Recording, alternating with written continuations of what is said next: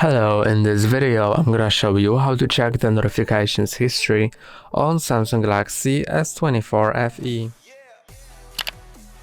First go to settings, then go to notifications, then go to advanced settings, notification history, make sure that it's enabled, and since it's enabled it's gonna start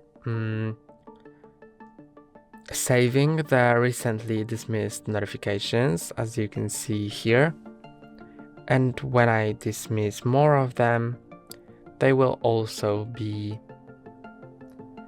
saved here, as you can see. And that's all for today. Don't forget to like and subscribe. See you next time.